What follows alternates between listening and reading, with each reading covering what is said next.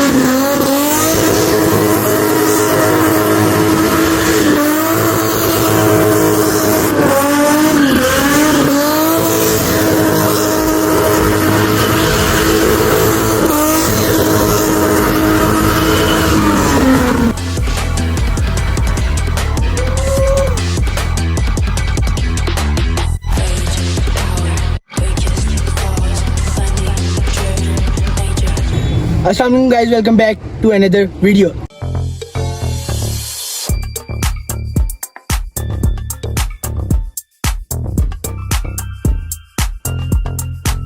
This is my new video और आज की वीडियो का टॉपिक है एक ड्रिफ्ट मशीन जिसको हम प्यार से KE70 भी कहते हैं, जो हमारे बहुत प्यारे भाई की है। तो फर्स्ट ऑफ ऑल अस्सलाम वालेकुम। वालेकुम अस्सलाम। ब्रदर, ये आप अपनी गाड़ी के बारे में बताएं, इसका मेक मॉडल वेरिएंट वगैरह क्या है? ये 1981 मॉडल KE70 है, जिसका फ्रंट हमने 1980 और बैक 1982 किया हुआ है जी। ये परचेज की थी as a whole restoration project और आहिस्ता आहिस्ता से ड्रिफ्ट प्रोजेक्ट बनाने का मूड बन गया जी। पहले इसके अंदर ओरिजिनल 4K इंजन स्वैप था, वेल्डेड डिफ वगैरह करके काफ़ी ट्राई किया, उसने मज़ा नहीं कराया, तो ओनर ने इसके अंदर फिर 2000 सीसी 6 सिलेंडर इंजन कर दिया। अच्छा। ये गाड़ी इन्होंने कह तो दिया मेरी है, इट्स नॉट एक्चुअली माइन। वो एक ही बात है, फ्रेंड की हुई है अपनी अच्छी से भाइयों की तरह मेरे जी, को, जी। तो उन्होंने मेरे वाले गाड़ी की हुई है।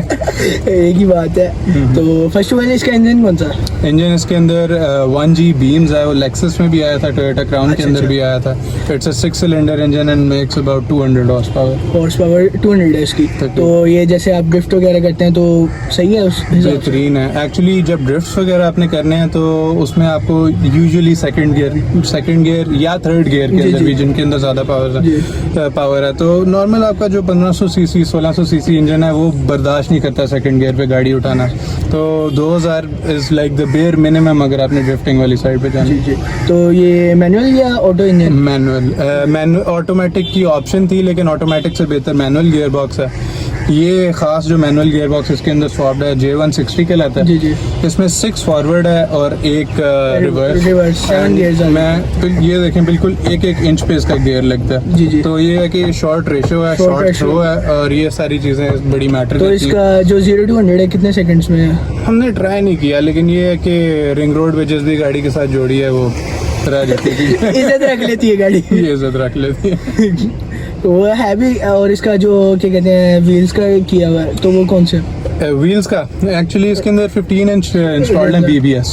तो आप कभी अगर देखें किसी गाड़ी के अगले टायर्स बड़े हैं और पिछले छोटे हों, फ्रंट व्हील ड्राइव है तो वो ड्रैग बिल्ड है, रियर व्हील ड्राइव है तो वो ड्रिफ्ट बिल्ड है। तो ये बेसिकली हमने इसके अंदर पीछे 175 70 15 वो प्रोफाइल एंड आगे मेरा ख्याल है तकरीबन 195 70 15। अच्छा। तो आगे कुशन भी ज्यादा है, ग्रिप भी ज्यादा है, पीछे ग्रिप कम है ताकि स्लिप हो। एग्जैक्टली। तो क्या कहते हैं इसका रिम्स का सेटअप कौन सा? BBS के 15 इंच। अच्छा 15 इंच। मेरा ख्याल है 7.5। और टायर्स कौन सी कंपनी के? अगले कॉन्टिनेंटल हैं, पिछले यूरो हैं, बिकॉज पाकिस्तानी स्लिप ज्यादा होते हैं।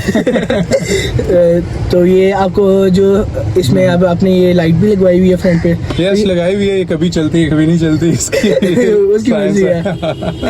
तो बाकी ये ऑल स्टॉक है, मतलब क्या कहते हैं इसका जो इंटीरियर वगैरह इंटीरियर ये रीमेड ऑब्वियसली है, सीटें इसकी ऐसी तो नहीं आई थी, but these are the stock seats, दोबारा इसकी अपहोल्स्ट्री हुई है, कारपेट्स दोबारा डले हैं, ये टकाटा का स्टीयरिंग व्हील आप देख रहे हैं, ये काफी एक्सपेंसिव एंड इट्स एक्चुअली एक कलेक्टर्स आइटम।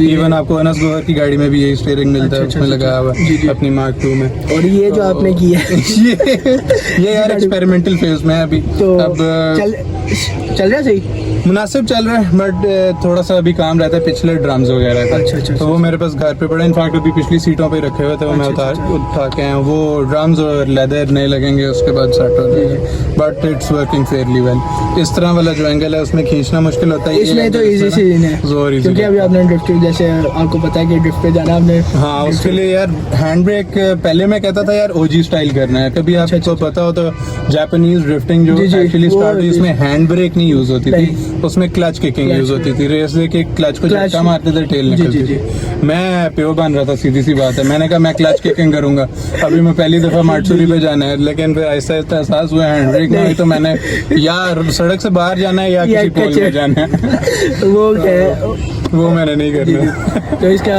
पेंट वगैरह का क्या है?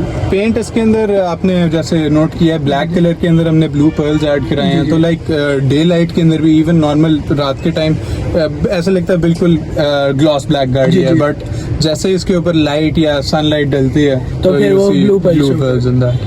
तो एक और चीज आपने वो शायद पूछी नहीं, शायद निकल गई आगे पीछे। जब भी एक ड्रिफ्ट बिल्ड कार होती है रियर व्हील ड्राइव, उसके अंदर पिछले डिफरेंशियल के अंदर एक गेम करनी होती है, या वेल्ड कराना होता है या LSD, तो ये हमने वेल्डेड ही रखा हुआ है। LSD नहीं करवाई?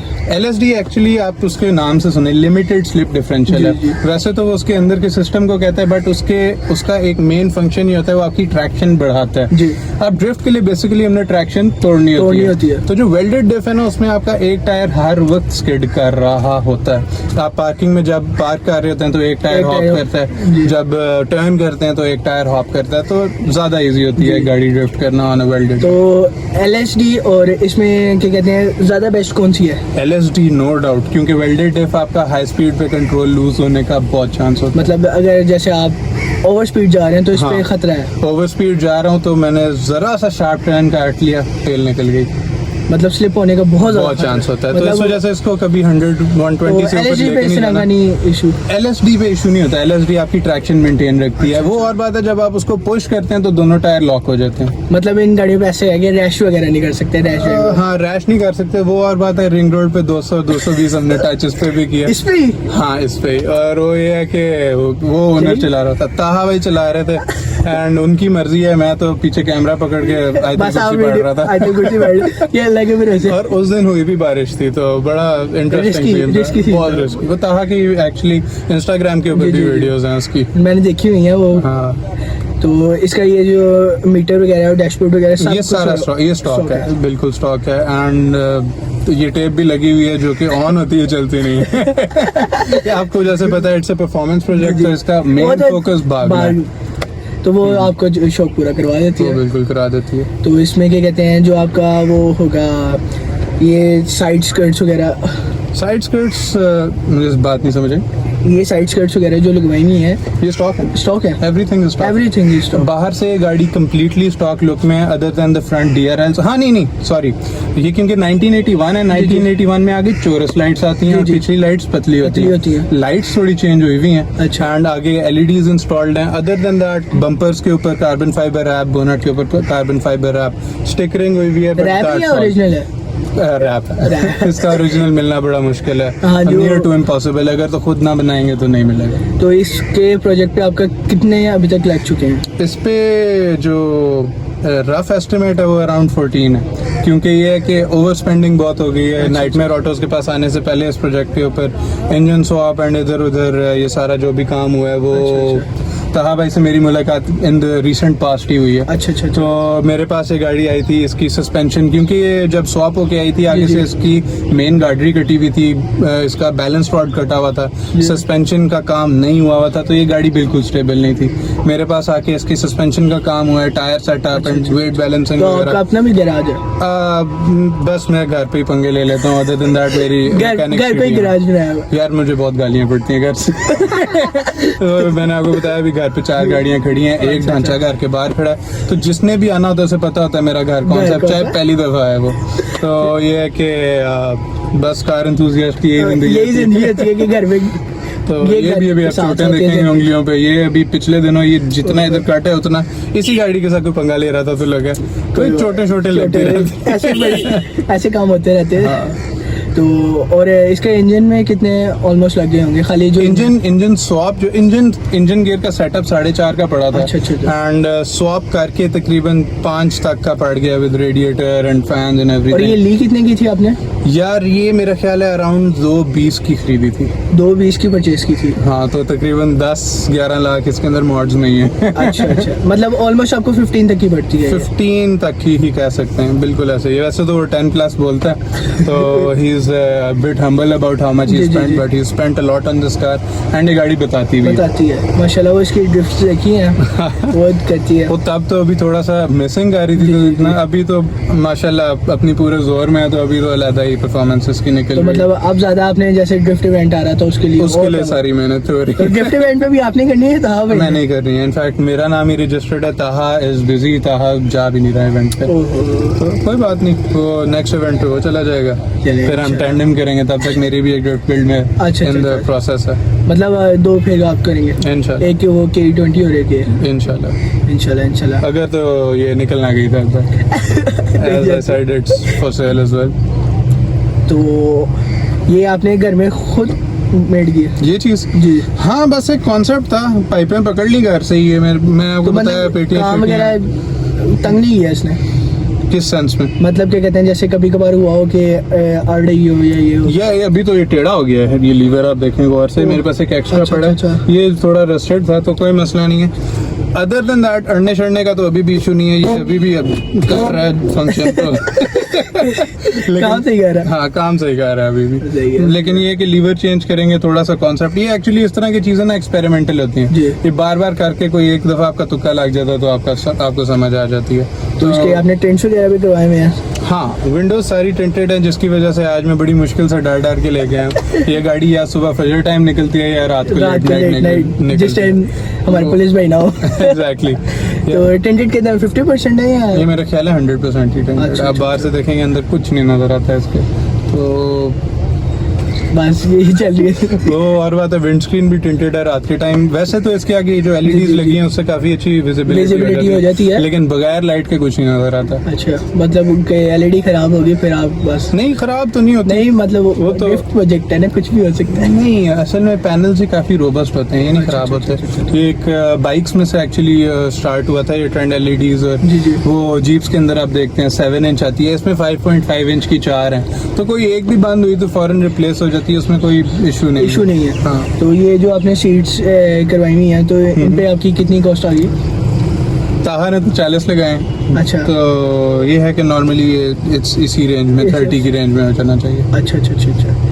तो मतलब ताहा ने बहुत खर्चा किया इस गाड़ी पे। एक्चुअली ताहा ने खर्चा ऐसे जैसे किया, he went to the premium shops of Lahore. उसने ये नहीं देखा कि यार कहाँ से मेरे पैसे बचते हैं, उसने कहा मुझे बेस्ट काम कहाँ से मिलता है। तो ये है कि ऑब्वियसली इसका इंजन गियर उसने जो बेहतरीन मिलता था वो लगवाया, कोशिश वगैरह जो से बेस्ट है। आपने पेंट के अंदर भी देखा है, यानी पर्ल्स वगैरह हर चीज उसने अपने लेवल से मेयारी कराई है। बट ये है कि थोड़ी नो हाउ होनी जरूरी होती है, पहले प्रोजेक्ट पे थोड़े वो सीखते हैं, फिर सीखते हैं। अब ताहा को बहुत पता है, अब ताहा बड़ी तेज चीज होगी। तो ये है कि अब नहीं खर्चा करेगा। तो इसका एग्जॉस्ट कौन सा देगा? एग्जॉस्ट इसके अंदर ये बाय चांस मेरे पास ही पड़ा था, मैं पुरानी गाड़ियां परचेज करके। असल में सीन ये है, टू बिल्ड वन प्रोजेक्ट में अक्सर 2-3 गाड़ियां खरीद लेता हूँ, पार्ट्स वगैरह मेरे पास पेयर ही पड़े रहते हैं, वो आगे भी यूज हो जाते हैं। जैसे भी मैंने बताया कि लीवर टेढ़ा हो गया, मुझे टेंशन नहीं, मेरे पास एक्स्ट्रा पड़ेगा। तो ये है कि एक मैंने इसी तरह गाड़ी परचेज की थी, उसके साथ ही लगा हुआ था। मुझे एग्जैक्ट एग्जॉस्ट का मेक नहीं पता, बट है जापानीज डुअल चेम्बर्ड ओरिजिनल है ये, ओरिजिनल एग्जॉस्ट। तो ये फिर that suits an engine like that. Sound भी बड़े मजे की है इसके साथ, मैंने भी सुनी है, तो बहुत मजे की, बहुत इसका मजे का हो रहा। चलिए, उम्मीद है कि आप लोगों को वीडियो पसंद आई होगी। वीडियो पसंद आई हो वीडियो को लाइक शेयर सब्सक्राइब जरूर कीजिएगा। इंशाल्लाह मिलते हैं नेक्स्ट वीडियो में। ओके, अल्लाह हाफिज़।